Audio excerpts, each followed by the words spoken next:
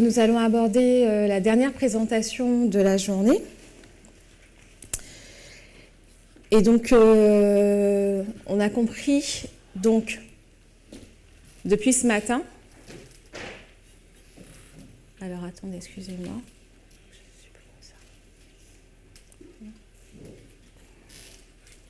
Donc, ce qu'on a compris depuis ce matin, c'est que on sait qu'il va y avoir une loi du dimanche.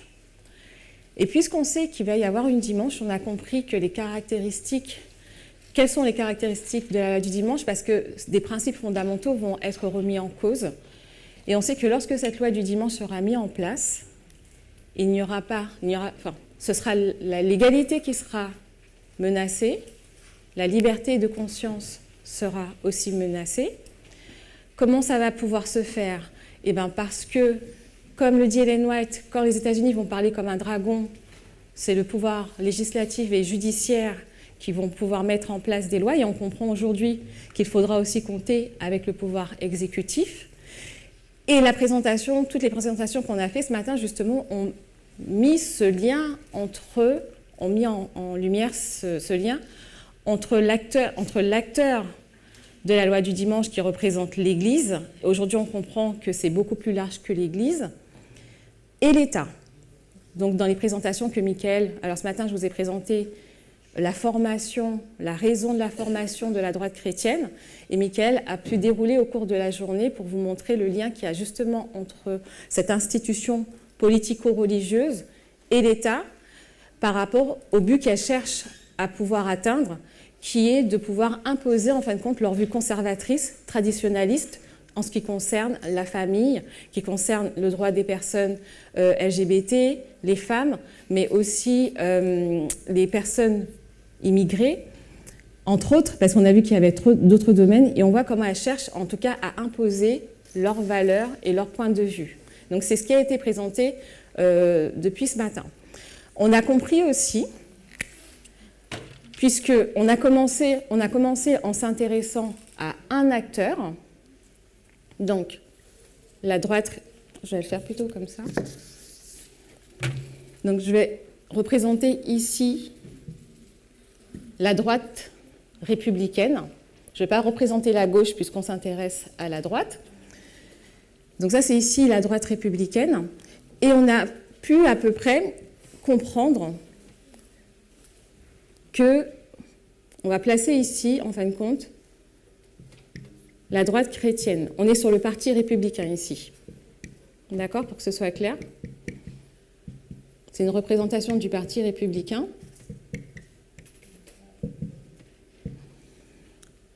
Et si on doit positionner la droite chrétienne sur cette ligne que représente le parti républicain, on va la mettre ici.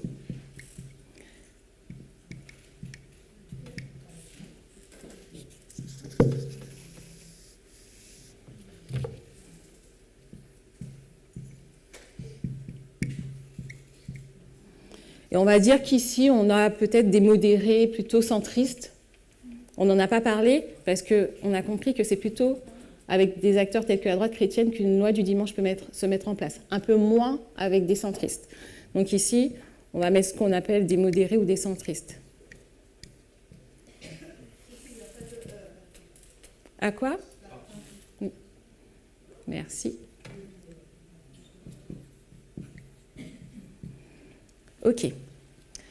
Dans sa dernière intervention, Michael a introduit un acteur qui a une coloration politique du côté de la droite et qui, en quelque part, va, comment on va dire ça,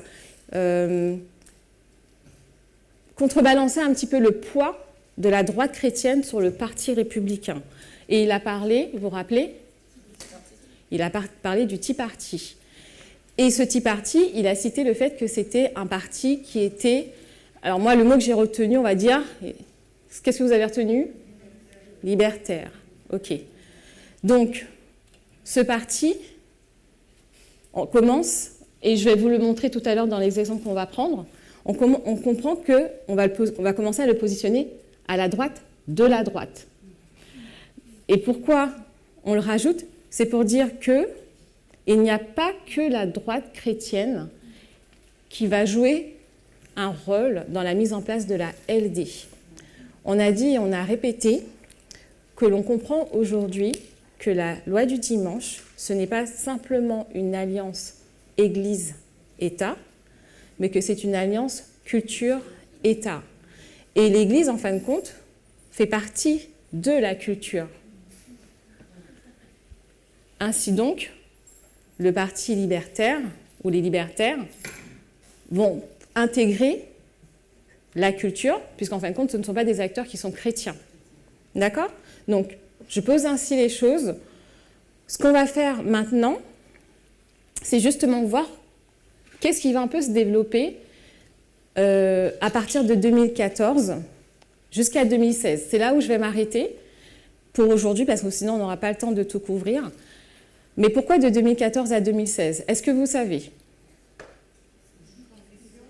Transition entre Obama et Trump. Pourquoi 2014? Ok, c'est ça. C'est que ce qu'on a compris avec le schéma, alors on a plusieurs témoins, hein, mais avec l'application des 2520, mais aussi en reprenant la ligne fractale des 144 000, où on voit qu'il y a différents groupes qui sont concernés, qui sont regroupés dans les... Alors, pas qui sont regroupés dans les 144 000, mais on a différentes lignes qui se développent. Ce qu'on comprend, en fin de compte, c'est que la loi du dimanche, elle est progressive. Donc, et qu'on a une première LD donc, en 2014. Et là, j'ai laissé volontairement libre, parce qu'on sait que par la suite, il y a une LD en 2019, et ensuite en 2021. Parallèlement, pour comprendre, pour qu'on puisse avoir de la compréhension par rapport à certains passages que je veux prendre, rappelons-nous aussi que si cette ligne est la ligne générale, comme je disais tout à l'heure, on aura une fractale pour les prêtres, pour les lévites et pour les nétiniens, et que le temps de la fin pour les prêtres, c'est 1989, le temps de la fin pour les lévites, et que 2014, en même temps qu'elle représente la LD des prêtres, et aussi le temps de la fin des nétiniens. D'accord? Et le dernier élément que je vais rajouter pour pouvoir commencer cette présentation, c'est que on a compris aussi que les sources externes, qu'il y a deux sources externes, une bonne et une mauvaise, et que la bonne source externe, en fin de compte, est en quelque part notre prophète. On parle de prophète de journée. Autrement dit, on peut regarder aux sources externes pour comprendre ce qui se passe. D'accord? Et on le verra effectivement dans cette présentation. Le thème de la LD, on a dit, pour notre histoire, c'est le genre ou le féminisme radical. Et qui est associé, on va dire, dans la thématique, en fin de compte, de tout ce qui est progressiste, notamment en ce qui concerne les discriminations envers les minorités. Et c'est vrai que lorsque Michael reprenait la ligne, notamment pour Obama, quand il a repris avec Obama et qu'on a vu toutes les choses pour lesquelles Obama s'est battu, on se rend vraiment compte qu'il y a une lutte, en fin de compte, qu'il y a une lutte aux États-Unis. Et ça m'a interpellée parce que je me dis, effectivement, quand on parle de la question de l'agitation de la loi du dimanche, on la voit, cette lutte au quotidien, on la voit à travers ces différentes présidences, on la voit dans les textes de loi, on la voit dans les positionnements, dans la création de groupes. Mais qu'est-ce qu'il en est du sabbat du dimanche? On n'entend rien, en fin de compte. On n'entend rien. Et c'est vrai que moi, ça m'a beaucoup résonné quand il a présenté. Je me dis, oui, soit on est tous complètement à côté de la plaque, ou soit, effectivement, faut bien comprendre que notre LD porte sur l'égalité et non pas sur le sabbat et le dimanche. D'accord? Donc, on va s'intéresser particulièrement donc, à la période de 2014 à 2016. 2016 parce que 2016, c'est la date à laquelle Trump va être élu.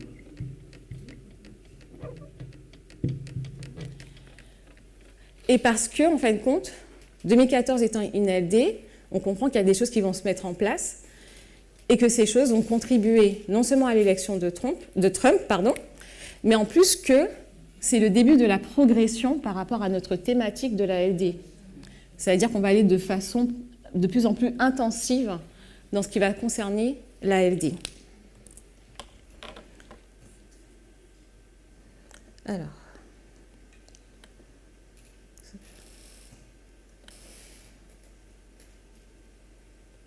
excusez-moi.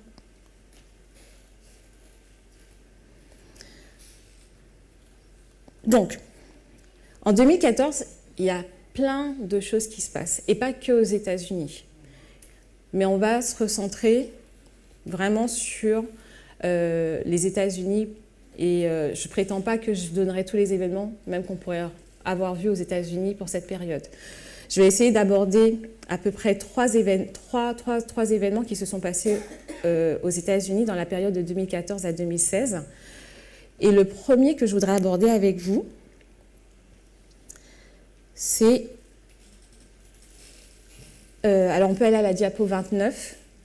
C'est l'obstruction du Sénat par rapport à la nomination de juges. Alors, je vais mettre un peu de contexte avant qu'on lise... alors, c'est la diapo 29. Avant de lire la diapo, je vais mettre un peu de contexte. Donc, pourquoi 2014 ? Puisque vous verrez que les événements se passeront un petit peu plus tard. Mais en 2014, ce sont les midterms. Ce sont les élections de mi-mandat.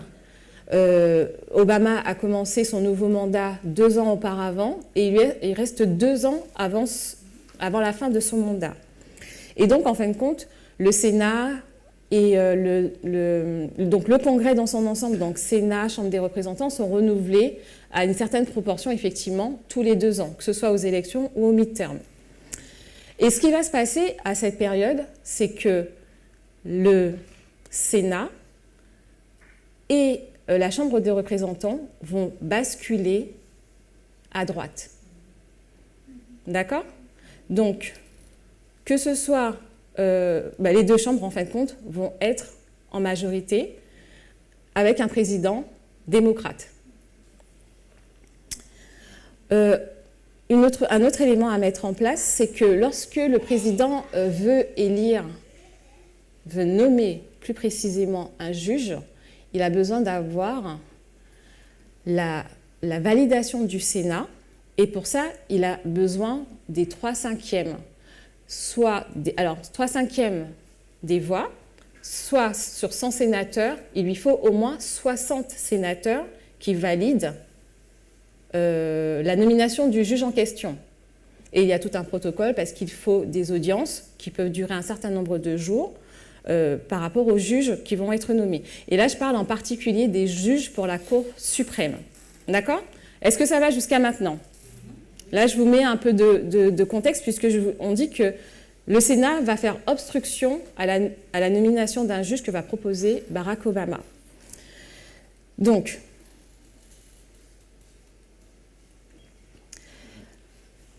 au mois de février 2016, c'est pour que vous puissiez faire la référence, parce que comme on parle de 2014, vous allez dire, mais pourquoi je parle de 2016 ?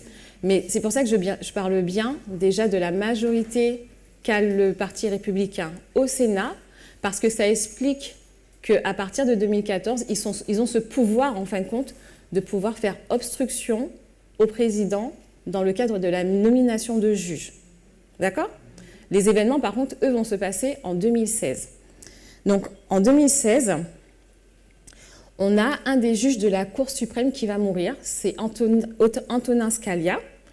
Il va décéder le 13 février 2016. Mais 2016, c'est une année d'élections. Les élections vont avoir lieu au mois de novembre. Et donc, en fin de compte, on va parler maintenant de quelqu'un de spécifique qui s'appelle, vous l'avez déjà, Mitch McConnell. Est-ce que ça vous parle ou pas ? Donc, on va lire un petit peu et vous allez comprendre un peu ce qui va se passer.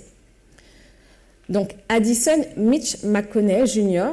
donc dit tout court Mitch McConnell, né le 20 février 1942 à Sheffield, en Alabama, est un homme politique américain, membre du Parti républicain. Il est élu sénateur du Kentucky au Congrès des États-Unis depuis 1985. Donc, sénateur, donc, il est à la Chambre du Sénat, dans la Chambre haute. Chef de la minorité républicaine au Sénat de 2007 à 2015. Donc, je m'arrête 2 secondes pour bien expliquer, pour que tout le monde soit au clair. Lorsqu'on dit qu'il est chef de la minorité républicaine au Sénat de 2007 à 2005, ça veut dire que, déjà, il est le représentant du Parti républicain au Sénat. C'est bon? Par contre, lorsqu'on rajoute le mot « minorité », c'est-à-dire qu'en fin de compte, qu'ils ne sont pas leaders au Sénat. À ce moment-là, de 2007 à 2015, ce sont les démocrates qui sont en majorité numérique. Donc, ce sont eux qui sont leaders. Donc, McConnell est le représentant du Parti républicain au Sénat, mais ils sont minoritaires de 2007 à 2015. 2015, que ce soit clair, puisque je vous ai positionné tout ça en 2014. Pourquoi il a été mis 2015? C'est parce que les élections ont lieu en fin d'année, au mois de novembre, mais la prise de fonction se fait au mois de janvier de l'année suivante. Donc, il a pris ses fonctions le 3 janvier. C'est pour ça qu'il est noté 2015. Et à partir de 2015, donc, il devient le chef de la majorité sénatoriale. Donc, ça veut dire que le Parti républicain devient majoritaire au Sénat. À partir, donc ce sera la 114e session du Congrès, succédant aux démocrates. Donc ça, c'est pas très important. Donc, on nous dit après qu'en 2020, il est à la fois sénateur du Kentucky et le chef du groupe républicain au Sénat à la plus grande longévité. Donc, ça veut dire que ça fait longtemps qu'il est au Sénat. Souvent accusé d'obstruction durant la présidence de Barack Obama, Mitch McConnell aide le président Donald Trump à nommer un nombre record de juges conservateurs entre 2017 et 2021. Donc ça, c'est la chute. Donc vous savez que effectivement, lorsque Donald Trump va être élu, par contre, là, il va avoir vraiment les portes grandes ouvertes pour pouvoir faire le travail qu'il a empêché Obama de faire. Donc qu'est-ce qui s'est passé en 2016 ? C'est que, comme on l'a dit tout à l'heure, Antonin Scalia est décédé. Et donc, Barack Obama était en mesure de pouvoir nommer un nouveau juge. Et il voulait justement proposer Merrick Garland, qui, de l'avis de tous, aurait obtenu sans problème, en fin de compte, à la fois les voix des républicains et des démocrates, unanimement. Mais ce qui s'est passé, c'est qu'il y avait un enjeu qui était très très important, et qui a été toujours un enjeu important pour McConnell, et ça depuis les années 1980. Et si vous avez l'occasion de regarder un documentaire qui s'appelle la suprême revanche, c'est vraiment un enjeu, et je crois que Michael l'a cité en fin de compte, la Cour suprême, le fait de positionner des juges à la Cour suprême est vraiment un enjeu pour tous les partis. Et ça l'a été beaucoup pour le Parti républicain. Parce qu'on sait que lorsqu'on a une majorité à la Cour suprême, on peut influencer l'histoire d'un pays pendant... Un président, c'est maximum 2 mandats, donc c'est maximum 8 ans. Mais quand on est à la Cour suprême, la durée ça peut être pour facilement une quarantaine d'années. D'accord ? Et sans rentrer dans trop de détails, c'était vraiment l'objectif de McConnell et donc aussi de la droite républicaine de pouvoir positionner la Cour suprême plus à droite de ce qu'elle était. Et donc, ce qui se passe, c'est que quand Antonin Scalia meurt, comment on va dire ça? Alors, il y a 4 juges conservateurs et 4 juges progressistes. Et vous savez que la Cour suprême, c'est 9 juges. Donc, ils sont à égalité parfaite. Donc, la nomination du juge qui va être faite va permettre à un ou l'autre parti d'avoir la majorité à cette nomination particulièrement. Et McConnell a le pouvoir, en fin de compte, de faire obstruction en tant que leader de la majorité républicaine au Sénat, puisque c'est eux qui peuvent valider les nominations des présidents. Donc, Barack Obama va nommer Merrick Garland, mais en fin de compte, ils vont tout faire pour ne pas le nommer, et ils ne vont même pas faire les auditions. Je ne sais pas, je me suis vraiment posé la question comment juridiquement c'était possible. Je ne sais pas, je ne saurais pas vous expliquer, mais ils ont été en tout cas en mesure de pouvoir bloquer la nomination de ce juge en 2016. Et Donald Trump prenant ses fonctions en 2017, par contre, Trump a pu nommer très rapidement derrière un juge, donc en la personne de Neil Gorsuch. Et il a fait quelque chose de particulier. Alors, si on peut aller à la diapositive suivante, McConnell, il va faire quelque chose de particulier. Donc, justement, je vous expliquais tout à l'heure effectivement que sur 100 sénateurs, il fallait qu'il y ait 3/5, soit au moins 60 sénateurs qui votent en faveur de la nomination du juge. Ça s'appelle donc, comment on appelle ça? Attendez, hein, la majorité qualifiée.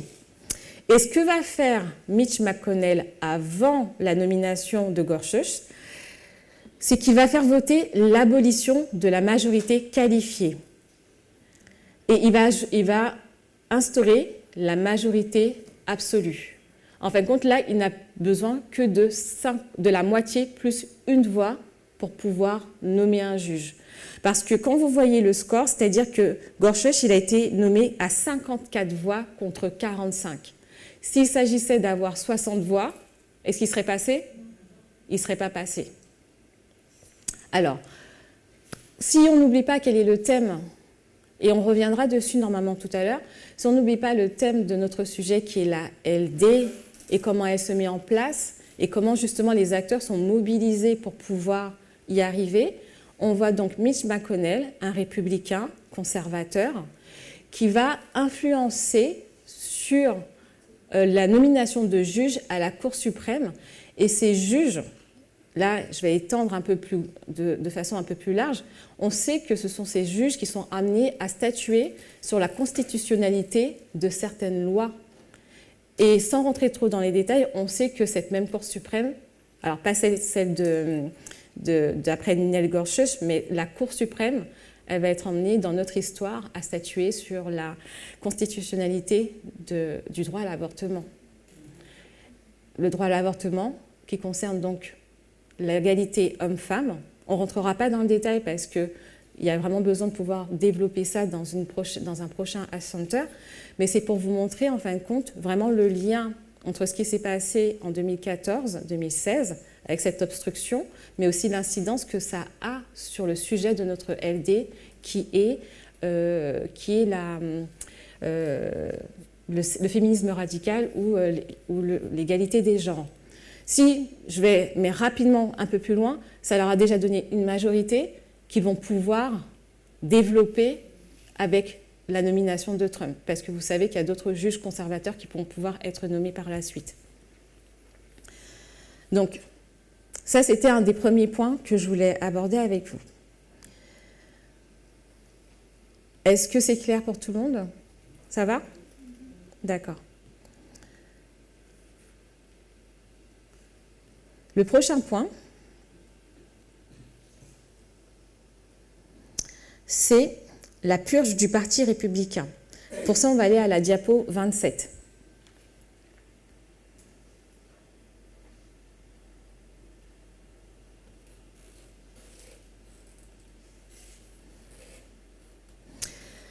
Alors, 27, mais on va revenir après sur celle-ci. On va plutôt aller à la diapo 24.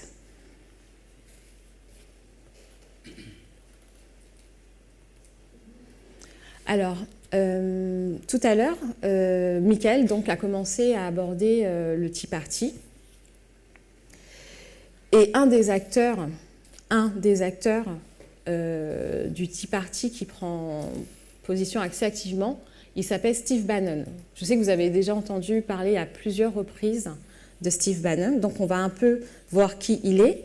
Mais il n'y aura pas que lui. Il sera associé à deux autres personnes, Stephen Miller et Jeff Sessions. Ce sont peut-être des noms que vous avez déjà entendus, mais vous n'êtes peut-être pas familier pour certains avec ces noms. Donc on va voir un petit peu ce qui s'est passé dans le cadre de la purge du Parti républicain. Alors, Steve Bannon, donc il est né en 1953, il est homme d'affaires, mais il est aussi homme politique américain, ça a son importance. Mais il est dirigeant de médias, ça aussi, ça a son importance, réalisateur et producteur de cinéma. Militant, conservateur, vous vous rappelez de la définition qu'on avait donnée ce matin du conservateur, ce n'est pas nécessairement que religieux, et c'est pour ça que déjà on peut le placer à la droite de la droite chrétienne, parce qu'il n'est pas dans cette case-là. D'accord ? Donc il est conservateur, proche de l'extrême droite. D'accord ?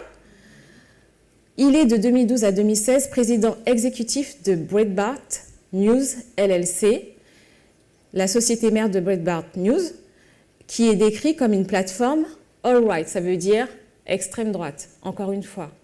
Donc, dans la question de la purge du Parti républicain, on voit déjà que l'un des acteurs de cette purge, c'est pas très joli comme mot, hein, mais bon,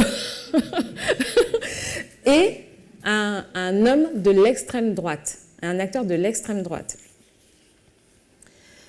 Pour finir, en 2015, Steve Bannon est classé numéro 19 sur la liste Mediaite des 25 personnes les plus influentes dans les médias d'information politique. Je ne vais pas commenter, mais je vous dis que c'est important. Et je pense que vous arrivez à comprendre pourquoi c'est important. Cette influence, cette possibilité d'utiliser des médias qui ont plus dans une tendance ultra, ça ne se dit pas, mais donc de l'ultra-droite, de l'extrême droite, on voit un peu déjà ce que ça donne, c'est-à-dire qu'on va avoir une droite, et c'est vraiment ce que Mickaël commençait à présenter tout à l'heure, on va avoir un parti républicain qui va commencer à se développer sur l'extrême droite. Alors, on va voir pourquoi et comment.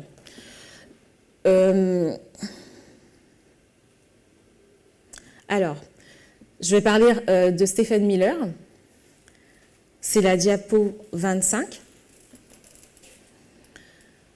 Alors, Stephen Miller est beaucoup plus jeune, il est né en 85 et il est communicant américain. Il a participé à la campagne de Donald Trump pour l'élection présidentielle de 2016. Et il sera nommé après la victoire de Donald Trump comme conseiller politique à la Maison-Blanche.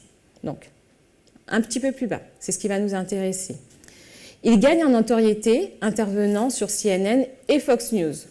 Il est sur les deux sources d'information qu'on a compris qui étaient opposées quand même. À 24 ans, il devient le porte-parole de plusieurs élus du Tea Party au Congrès à Washington District de Columbia. Il travaille avec Jeff Sessions, c'est difficile à dire. En 2013, il va militer pour faire échouer une réforme bipartisane de l'immigration qui aurait permis la régularisation des clandestins. Alors, bipartisane, dans ce contexte, ça veut dire que cette réforme, les républicains comme les démocrates étaient d'accord pour faire cette réforme. D'accord ? Mais lui, il est contre parce que, je crois que Mickaël l'a dit tout à l'heure, un des chevals de bataille contre lequel se bat le Tea Party, c'est l'immigration. Donc, il va faire échouer donc cette réforme.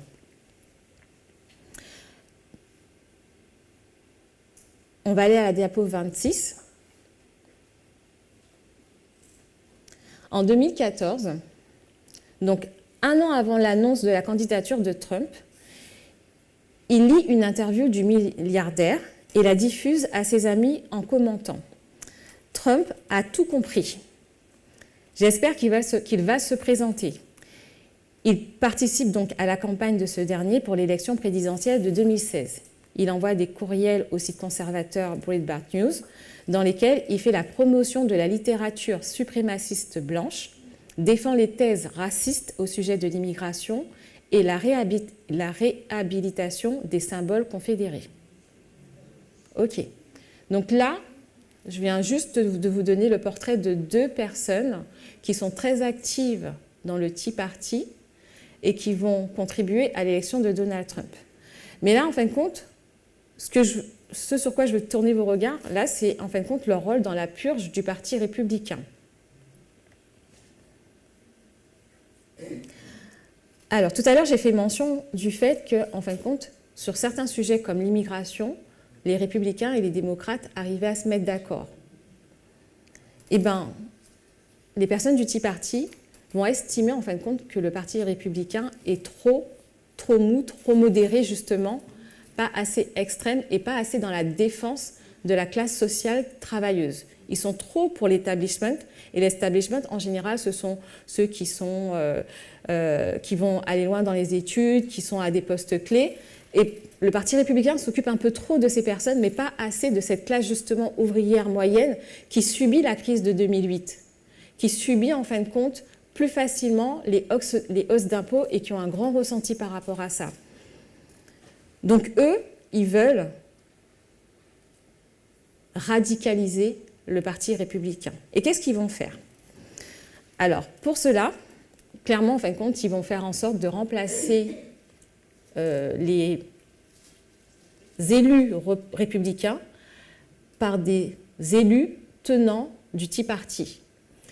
Et l'exemple, on n'en fera qu'un seul, mais l'exemple clé, c'est ce qu'ils ont fait, l'exemple qu'ils ont fait avec Eric Ivan Cantor. Alors, c'est la diapo 27.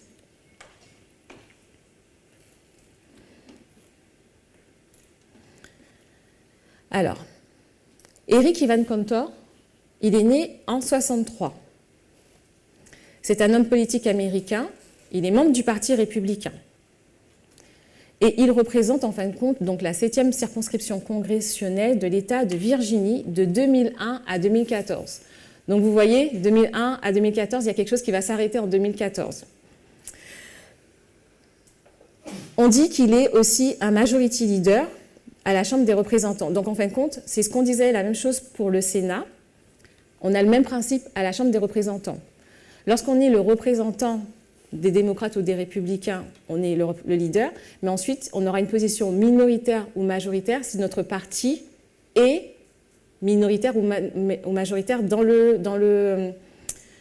la chambre où il est. Donc lui, il est à la Chambre des représentants, il est le leader des républicains, et en 2014, en fin de compte, il est en position de majorité.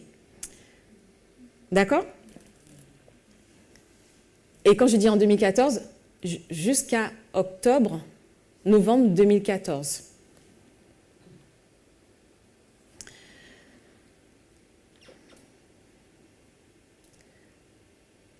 Alors, le 10 juin 2014, alors qu'il avait été constamment réélu à la Chambre des représentants des États-Unis depuis 2002, Eric Cantor est battu dans une primaire du Parti républicain en vue des élections de novembre 2014 par un candidat soutenu par le Tea Party, et ce candidat s'appelle Dave Bratt. Donc je remets juste le contexte aussi, toujours pour faciliter la compréhension de ce qui se passe. Lorsqu'on a un élu qui doit être choisi par le vote de la population, c'est ce qui se fait aussi un peu en France en fin de compte.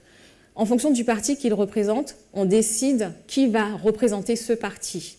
C'est ce qu'on appelle les primaires.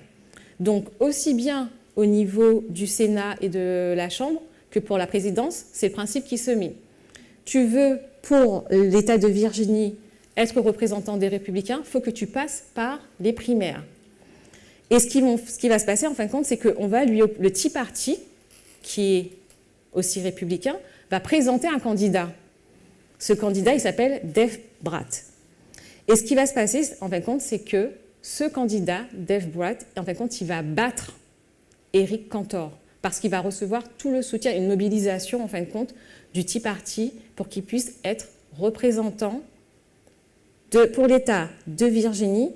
Ce monsieur ne va pas devenir représentant le leader des Républicains, mais en fin de compte, il va être celui qui sera le représentant de l'État de Virginie au niveau de la Chambre des représentants. Est-ce que c'est clair ou est-ce que je reprends ? Je reprends. Eric Cantor avait une position assez élevée parce qu'il était leader. Mais à chaque fois qu'il va briguer cette position, il faut que tous les 4 ans, à chaque renouvellement des mandats, il faut qu'il se présente aux primaires pour qu'on puisse lui assurer, qu'on puisse assurer que ce soit démocratique, qu'il soit choisi par le peuple. Donc 2014, c'est des midterms, il doit se présenter aux primaires, merci.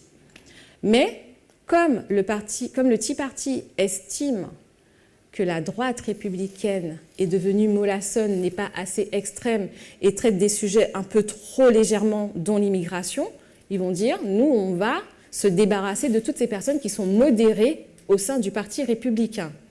Donc, aux primaires, alors qu'on doit choisir qui va affronter le candidat démocrate pour savoir, pour la Virginie, qui va aller à la Chambre des représentants, est-ce que ce sera un démocrate ou un républicain, ils vont décider de lui opposer un autre candidat du Tea Party, et c'est ce candidat du Tea Party qui va remporter les élections des primaires. Et ensuite, il va remporter les élections devant le candidat démocrate. Ça, je m'avance. Et donc, ainsi, Éric Cantor, qui avait des positions qui n'étaient pas assez radicales pour le Tea Party, va être balayé, en fin de compte, complètement. Et ce principe, ce qui va se passer pour Éric Cantor, va se faire avec beaucoup d'élus républicains. Le Tea Party va en peu de temps remporter 64 sièges à la place des républicains. Et là, en fin de compte, on voit une radicalisation, un déplacement vers la droite du Parti républicain. D'accord? Oui, droite extrême. Non, mais oui, parce qu'après, on pourra rajouter d'autres choses, mais en fin de compte, ils vont effectivement... Tu as raison, en fin de compte, c'est parce qu'au vu des leaders qu'ils ont, Steve Bannon et autres, on est sur la droite extrême. D'accord? Et ce parti, il a son poids. Il faut compter avec lui. C'est pour ça, et je le remets pour qu'on ne puisse pas oublier ce qu'on est en train d'étudier, on est en train d'étudier les acteurs de la LD. On avait dit qu'il y avait la droite chrétienne, je le remets comme ça. Elle est toujours actrice, la droite chrétienne, mais maintenant, on voit, je vais mettre comme ça, je vais mettre Tea Party,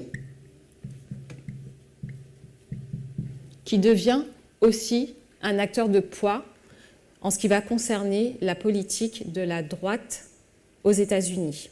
Si on peut dire, le Tea Party est plus conservateur que les conservateurs. Oui, mais sur d'autres sujets. Enfin, ou d'une autre façon, mais ils ne partent pas du point de vue religieux, en tout cas, pour le faire. Voilà, mais en tout cas, ils sont encore plus conservateurs, on peut le dire comme ça.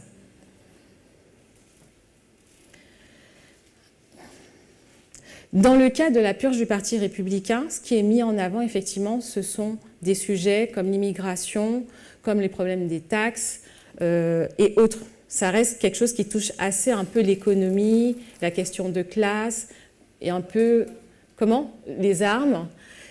Et là, on voit un peu moins la question, je parle bien de la purge du Parti républicain, on voit moins un peu la question du féminisme, mais on va parler justement d'un autre sujet, le Gamergate, et où on va voir aussi l'influence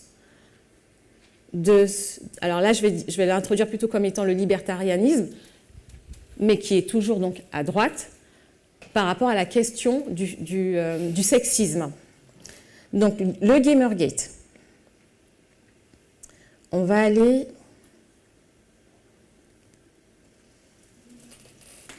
à la diapo 32.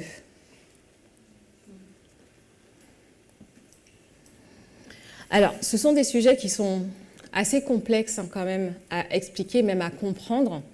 Donc, ce que j'ai fait là, pour essayer de vous donner déjà un petit début de compréhension de leur lien avec la question du féminisme radical et du sexisme, là, je me suis servi en fin de compte de citations de l'ancienne thèse qu'elle a pu faire dans les Vêpres et dans d'autres présentations. Et ça va nous aider un petit peu à voir un petit peu l'impact de ce qu'on appelle le Gamergate sur la radicalisation de la droite et le fait que le sujet de la loi du dimanche devienne un sujet culturel plus que religieux. Tout à l'heure, je vous ai mentionné effectivement l'importance des sources d'information. Et là, elle va utiliser un article qui va nous permettre de comprendre a posteriori ce qui s'est passé en 2014. Donc, c'est un article du Guardian qui est écrit en 2016.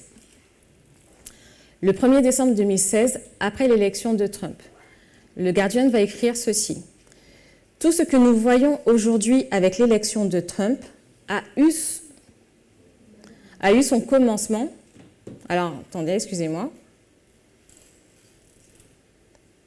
Alors, je pense que a eu son début, en tout cas son commencement, en 2016. Et ce dont il parle, je pense que j'ai raté un bout de phrase, excusez-moi, et ce dont il parle quand ils font référence à ce qui s'est passé en 2 ans avant, donc 2 ans avant 2016, c'est 2014, c'est le Gamergate. Le Gamergate a été le précédent qui a conduit à la victoire de Trump en 2016.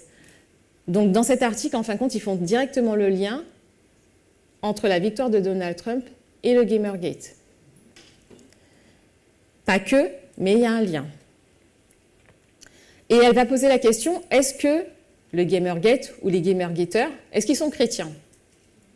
Non. Rappelez-vous, nous parlons de jeunes hommes sur des jeux vidéo en ligne, le même type de faction de la droite que vous trouverez également sur Reddit, sur les forums des mouvements activistes pour les droits des hommes, et qui, comme nous l'avons vu, étaient à 80 quelques % athées et 90% avec un penchant libertaire. Donc, ici, ce qu'elle est en train de dire, c'est que dans l'extrême droite, on retrouve des personnes athées, libertaires, ou libertariennes plutôt,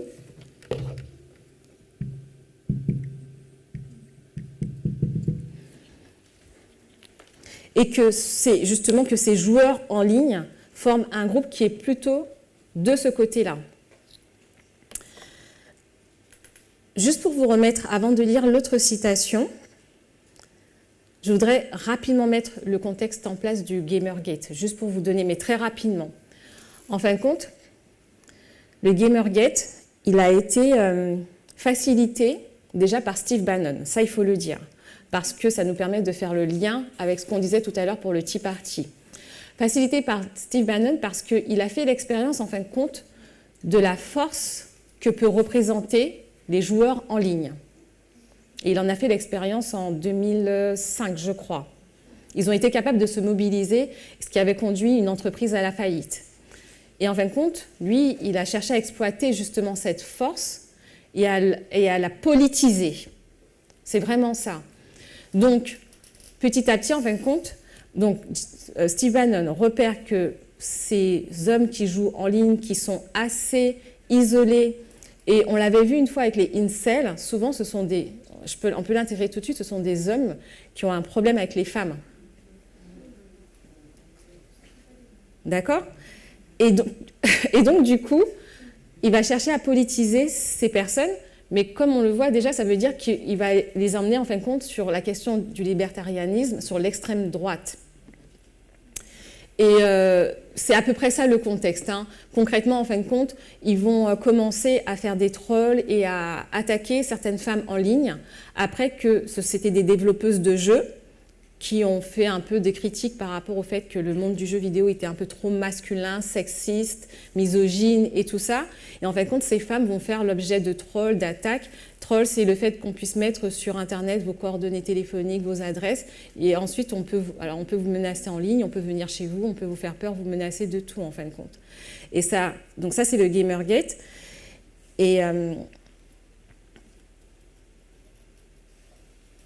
voilà. C'est juste pour donner vraiment, pour que vous ayez une idée de ce que c'est. Et après, comment ce groupe d'hommes, en fin de compte, il est utilisé, comment il peut conduire à l'élection de Donald Trump. Donc, on va aller sur la diapositive numéro 33. Là, on est dans une présentation que l'ancien TES a fait, qui s'intitule « 2014 et la loi du dimanche », justement. Et elle va évoquer le Gamergate, et elle va dire, ok, être dans une bulle comme nous pouvons l'être. Donc en fin de compte, elle parle, je commence comme ça, mais elle parle de nous qui sommes chrétiens Et en fin de compte, notre bulle, c'est qu'on est tellement dans notre bulle chrétienne que lorsqu'on pense à la loi du dimanche, on ne voit que la partie justement chrétienne, le fait que ce soit les protestants, apostats, qui vont unir et tout. Donc il dit, on est dans notre bulle, on ne voit que ça. Être dans une bulle nous empêche de réaliser la signification de certains événements. La taille, l'impact de l'industrie du jeu. Maintenant, les libéraux disent « les jeux vidéo ne tuent aucune personne. Les armes, par contre, tuent les gens ». Pour moi, il s'agit du même argument que celui des conservateurs quand ils disent « les armes ne tuent aucune personne. Ce sont les gens qui tuent les gens ». Ce sont tous deux des arguments insensés. L'industrie du jeu ne fomente pas uniquement la violence, mais la perception et le traitement des femmes à la fois par l'entreprise et la communauté des joueurs a un impact massif dans la montée de l'extrême droite, mais également sur le traitement et les perceptions des femmes d'aujourd'hui. Donc en fin de compte, elle est en train de faire un lien entre la perception que ces hommes ont des femmes avec la montée en puissance de l'extrême droite, mais aussi sur la perception que les gens vont avoir des femmes aussi dans la société. Je pense que c'est assez complexe, je n'ai pas la prétention de pouvoir tout expliquer, mais au moins ça nous donne déjà des billes pour essayer de comprendre ce qui se passe, les enjeux entre 2014 et aussi 2016. Et voilà, on va aller sur la diapo 34 parce qu'elle va donner un exemple qui peut nous aider à comprendre. Donc c'est un exemple qui va au-delà de 2014-2016. Et elle dit qu'en décembre 2018, l'entreprise derrière League of Legends a été obligée de payer 100 millions de dollars dans un procès intenté par plus de 2000 salariés femmes, actuelles et anciennes, en raison des discriminations sexuelles et du harcèlement qu'elles ont expérimenté. Donc, je rappelle, le milieu du jeu vidéo est un milieu très masculin, très misogyne, très tout ce que vous voulez, mais du côté finalement de la question de la domination de l'homme sur la femme. Pas d'égalité. Et donc, elle est en train de dire que cette industrie du jeu véhicule en fin de compte cette vision de véhiculer et de pérenniser cette vision par rapport à l'inégalité entre les hommes et les femmes. Puisque dans ce type d'entreprise, il y a des discriminations de genre, les salaires ne sont pas égaux entre les femmes et les hommes, les femmes sont harcelées, et en plus, si elles osent dire quelque chose, donc si elles ouvrent la bouche, elles vont subir des représailles. Et c'est exactement ce qui s'est passé avec le Gamergate dans les faits. C'est qu'après que 2 développeuses de jeux aient été prises à partie, l'une parce que son copain a dit qu'elle l'a trompé avec un journaliste et que le journaliste lui a donné une bonne critique, il y en a une à la fin qui est venue effectivement pour dénoncer le fait que le milieu du jeu était un peu masculin et tout. Ben, je pense que c'est elle qui a tout reçu parce que ses coordonnées ont été trollées sur 4-8, alors Chanel, non, que je le dise bien, Champ 4 et Champ 8. Ce sont en fin de compte des sites, oui, 4chan et 8chan, c'est ça, merci. Ce sont des sites en fin de compte anonymes sur lesquels on peut mettre des liens, mais après on est ouvert à toute la violence de tout ce qui peut se passer. Et juste pour illustrer, ce n'est pas le sujet, mais c'est un lien. Si vous avez pu voir ce qui s'est passé avec Amber Heard, quand le procès a été directement mis en ligne et télévisé, ça a donné vraiment lieu à une déferlante, en fin de compte, c'est pas de la critique, ça va au-delà, en fin de compte. C'est de la misogynie pure et dure, et c'était très émouvant et très surprenant de voir ça. Donc, 2014, cette plateforme de personnes qui jouent en ligne et ce qu'elle représente en fin de compte va conduire au développement et aussi au développement et à la montée de l'extrême droite du Parti républicain qui va favoriser l'élection de Donald Trump sur la question, en fin de compte, sur des questions comme le sexisme par rapport aux femmes, notamment. D'accord ? Alors, je crois que mon temps est écoulé. J'aurais voulu aborder un point et je ne vais pas le faire parce que justement, ce serait un peu bâclé. Mais ce que j'ai envie de dire, pour conclure, pour résumer ce point que je ne vais pas aborder, c'est que 2014 a été perçu par certaines femmes comme étant une année, comment ils ont dit ça, une bonne année en fin de compte pour les femmes, pour le féminisme. Et quelques années plus tard, cette même personne qui avait écrit un article pour dire que 2014 c'était une superbe année pour le féminisme, elle a dû écrire en fin de compte par la suite que, avec le recul, c'était catastrophique. À cause de ce que je viens de vous dire en fin de compte, de tout ce qui s'est développé, c'est un échec parce que le féminisme radical n'a pas triomphé en fin de compte parce qu'on a favorisé le féminisme libéral, le féminisme, c'est quoi l'autre encore, j'oublie à chaque fois, culturel, mais pas le féminisme radical. Et que là où on aurait dû agir en faveur des droits des femmes, on ne l'a pas fait. Et que à la fois l'élection, enfin le blocage de McConnell à la Cour suprême, le Gamergate, toutes ces choses en fin de compte ont fait qu'aujourd'hui, on se retrouve dans une situation où, notamment, le droit à l'avortement a été remis en cause par la Cour suprême. Donc 2014, on voit vraiment que c'est une LD parce que à la fois les acteurs de la LD se sont développés, enfin, on les a vus commencer à agir dans leur sphère et qu'on se rend compte que finalement que tout ça, justement, ça permet que l'égalité ne puisse pas être quelque chose d'envisageable pour les femmes et que ce soit des partis et le gouvernement, en fin de compte, qui puissent en quelque part prendre part à ça aussi. Voilà.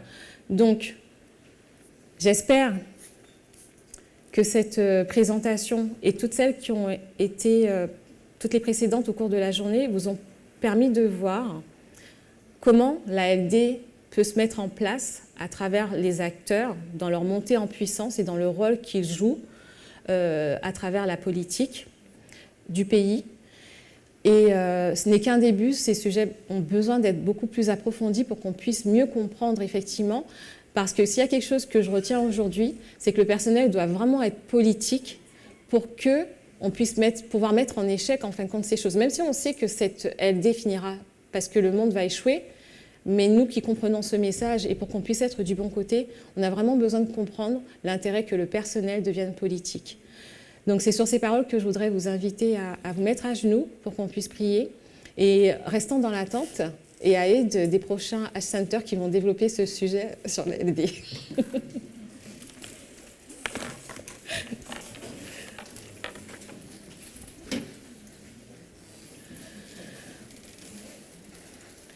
Éternel Dieu, nous voulons te remercier, Seigneur, pour cette journée de sabbat, pour ce temps de repos physique, mais aussi pour ce temps où tu nous nourris spirituellement, alors que tu nous permets de retracer, Seigneur, les événements qui vont conduire à la LD, afin que nous puissions être à même de pouvoir identifier les acteurs, comprendre ce sujet, et que nous puissions, pour ta gloire et pour notre salut éternel, pouvoir nous positionner du bon côté.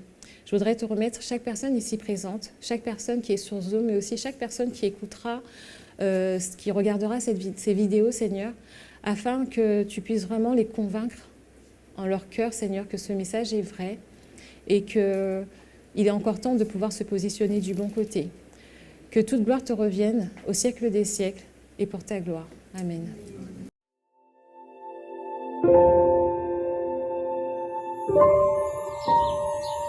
Thank you.